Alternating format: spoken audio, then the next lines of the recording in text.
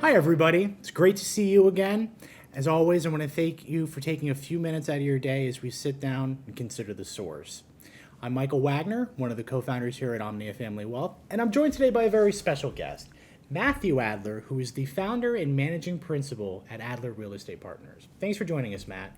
Well, thanks, Michael. It's really nice to do this. I've done a lot of public speaking and guests and lectures, but this is my first time doing sort of a video one. So, Well, we'll try to make it easy on you. all right. So, look, rather than go through your bio and all of that, why don't you tell us in your own words a little bit about yourself and what you do? Sure. So I run a real estate investment firm based in Miami.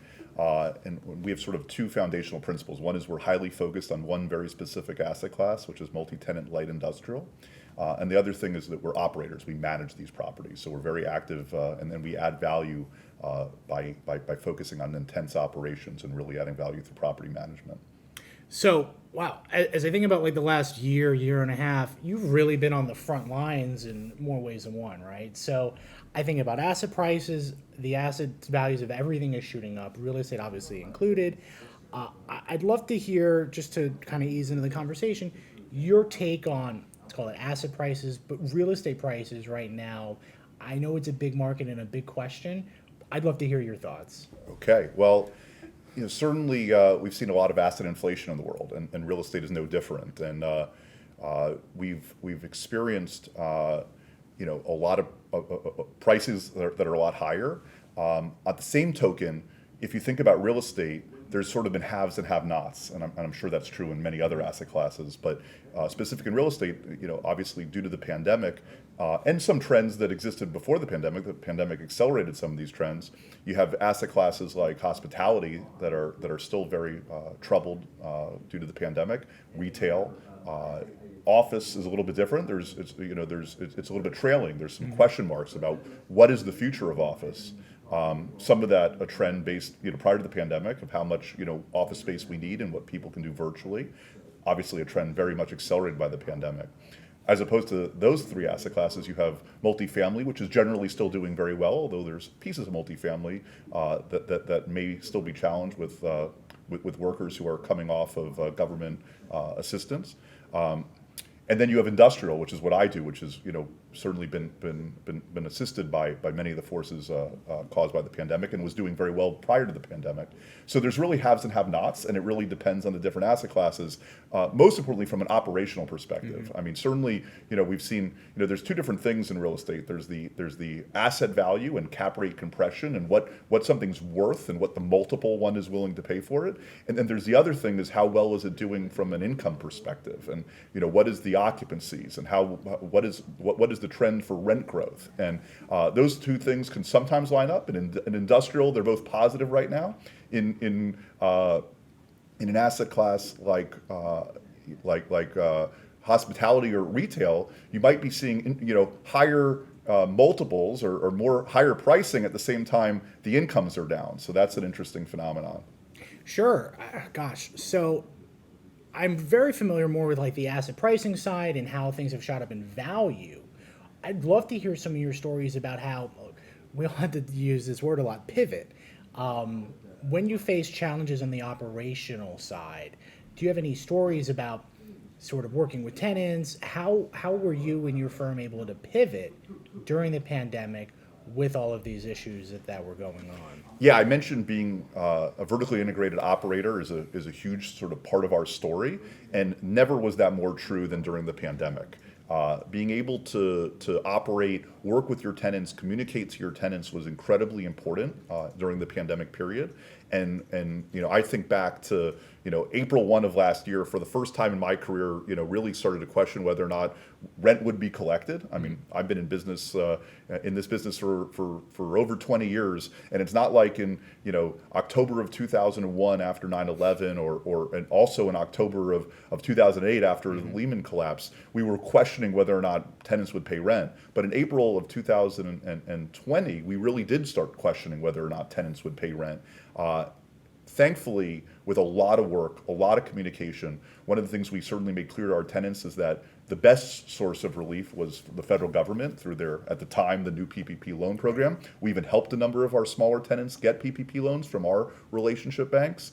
So with a lot of hand-holding, a lot of hard work, we ultimately collected during the pandemic period approximately 98% of rent in basically every month. The small amount that was not collected, we did have about 30 tenants that were put on deferral agreements, most of which has already been repaid. We also, in some cases, were able to turn sort of, lemons into lemonade, and were able to negotiate long-term renewals with some tenants in exchange for some rent relief or rent abatement at that time. So it was a lot of operating, a lot of hand-holding, but we're very fortunate that our properties, again, partly because we're in light industrial, and light industrial was a product type that one couldn't just move it remote. When you have a lab, when you have storage, when you have distribution, when you have a showroom, when you a data center, right. This is not something that you're able to move into a virtual environment. You needed to operate, and you needed to be in your offices. And most of our tenants, were in sort of critical businesses that were not shut down. So rent was collected.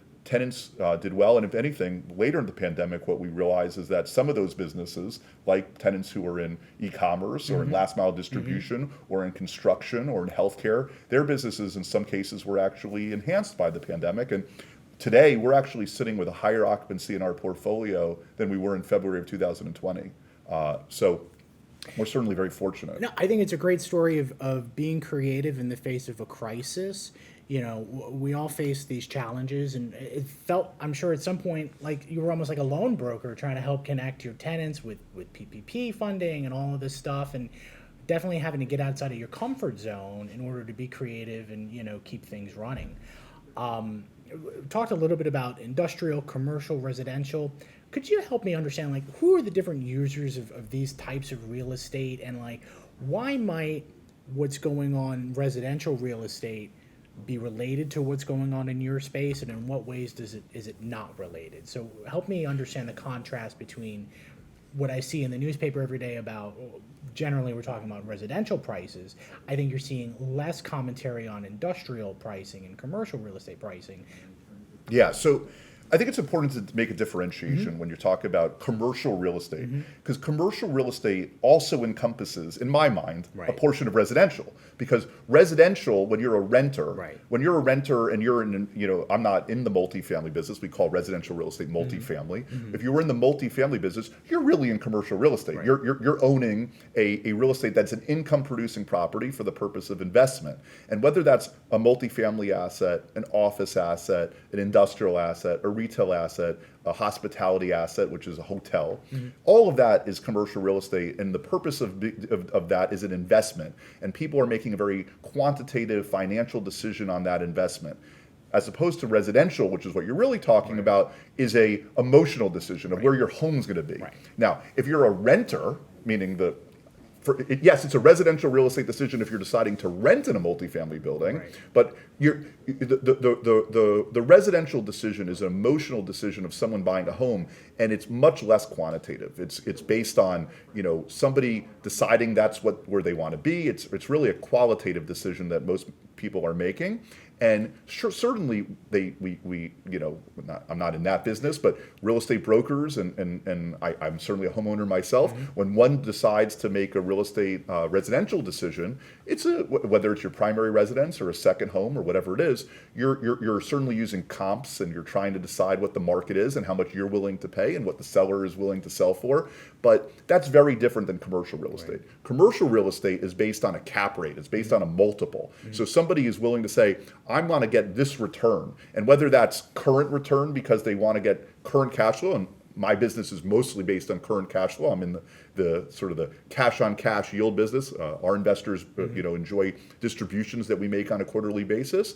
But whether you could be in the development business where you're buying properties and and making your returns based on a development strategy or a value add strategy where you're buying something that needs to be fixed. But ultimately, that's a business plan to how you're going to make a return, and it's going to be based on some return metric and an internal rate of return, or cash on cash or cash flow that you want to generate, versus a residential decision, which is I want to live in this home, and this is what I'm willing to pay for. No, and it's a very emotional decision, right? And so many of these decisions are, and you're dealing with a more like individual perspective. And I think in your space, it is much more analytical. It's very much quantitative, math based, like. Very much so. I mean, we are, when we're buying properties, not only, we have a very significant acquisitions team and many analysts and people within that space that, and the amount of work that we're doing in terms of doing financial projections and underwriting dozens and dozens of scenarios of what would happen to these properties. It's very, very much math-based. So, look, there's been so much conversation, I think, about the challenges we all face through the coronavirus pandemic and everything that's gone on and where we're at in the economic cycle. I'd really love to hear from you, Matt, what you think the opportunities are looking forward. As you look out to the horizon, where do you see bright spots? I mean, if you're willing, I'd love to hear where you potentially see clouds. Mostly interested in where you see opportunities in the future. What trends are emerging that you think, in your space may be worth latching onto or following? Yeah. Again, fortunate that we're in an asset class that has a lot of tailwinds. Sure. I mean, being in multi-tenant light industrial, I've never seen a time in over 20 years in the business where we've seen greater tenant demand, greater leasing velocity. We have more demand for our spaces. I think basically every vacancy in our portfolio has tenants that are currently looking at it, and that's been true basically since January of this year of 2021. We're seeing incredible leasing demand. So we're fortunate that we're in a space where demand is very high by tenants, supply is extremely low, and this was true even before the pandemic. Industrial had a very, very good economic outlook with significant tenant demand and very low supply even before the pandemic. And yes, it dipped a little during the first phase of the pandemic, but as I mentioned, once it sort of became obvious that these tenants were needed and a lot of money started getting infused into the economy, and industries like construction and healthcare and e-commerce and last mile distribution started providing more demand for this type of space. And we're seeing higher occupancies and greater rent growth than we've basically seen at any time. And at the same time, at least for what I do, this more multi-tenant product, it's very hard to build new product. Rents just don't support a lot of new construction. Rents just haven't, even though they've grown, they haven't grown to the levels of the same pace that construction prices have grown. And it's not the highest and best use of land. You can build for Amazon in the outskirts of town, and building, frankly, for a big box like Amazon is actually cheaper than building our more multi-tenant product, where our tenant is typically on average about a 10,000 square foot average tenant size. And when you build this more multi-tenant product, you can only build on 30% of the land because you need the truck courts, you need the driveways, you need the parking surfaces. So it's really not the highest and best use of land. And what you've seen, if you were to drive around our portfolios and see land that was vacant that was potentially could have been built for a competitive product, what you're seeing is that's where multifamily is now being built, because it makes it's a better economic deal. We have a lack of residential space in this country, and there's just been more demand for residential, and rents have grown to keep pace with construction prices in residential, and you've seen a lot more multifamily built, I don't foresee a lot of multi-tenant light industrial being built. So that's sort of an exciting dynamic in our space. In general, though, it's an interesting period because I feel very confident that the right managers, and I think it's ultimately like every other asset class, it's about having the right manager.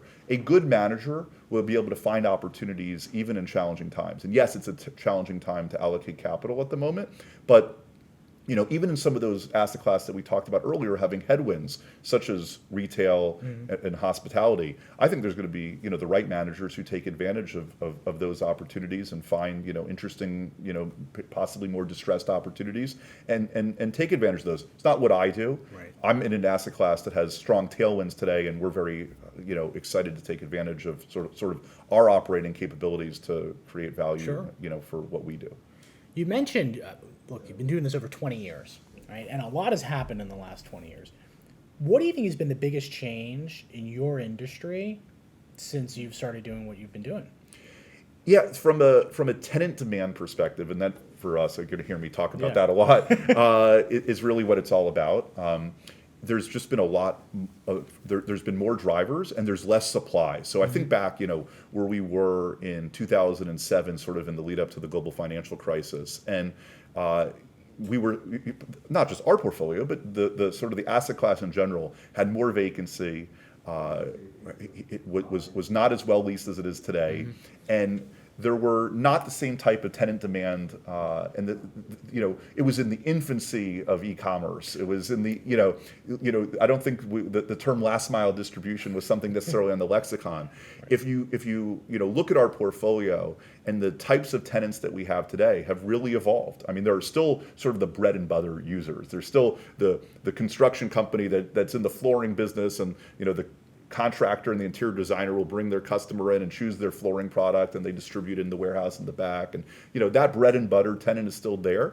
But we have a tenant today that literally makes 3D printers that go on the International Space Station. We have 3PLs that do, that distribute for e-commerce companies. We have e-commerce companies in our portfolio. So, those sort of tenants that were not, and not only that, technology companies. We have a technology company that is able to proctor exams to university students through webcams. Things like that just didn't exist, 20 years ago when I started the business. And so at the same time, the amount of product that has been built has been de minimis, if any, and so there's very little new supply heading into the market. At the same time, a lot of new tenants have entered the space.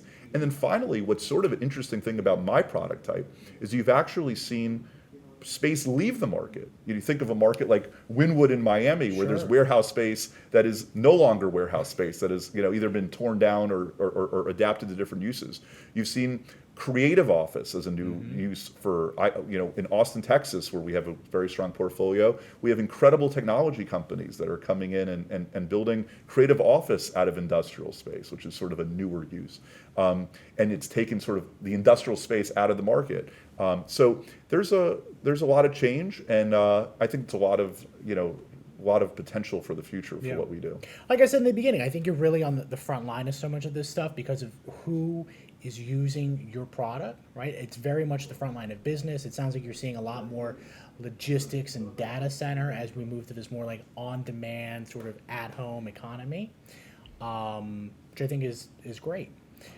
Yeah, like I said earlier, it's harder to disrupt this. I mean, you think about where disruption, and certainly we think a lot more of disruption now, probably due to the pandemic. But a lot of these forces existed prior to the pandemic. I mean, the questioning of how people were going to be using office going forward is something that we're certainly thinking about a lot more today than we were thinking about 2 years ago. But that was a topic even 2 years ago. It's very, very difficult to disrupt these things that when you're creating stuff, when you're repairing stuff, when you're storing stuff, when you're distributing stuff, when you have a lab, or testing stuff. It's very difficult to think how that could be disrupted. Now, our tenants, I'm sure, will continue to evolve. In 20 years, the tenants that we're talking about then will be different than the tenants we have today. But I'm pretty confident this will be a utilitarian product that will continue to be needed. Yeah.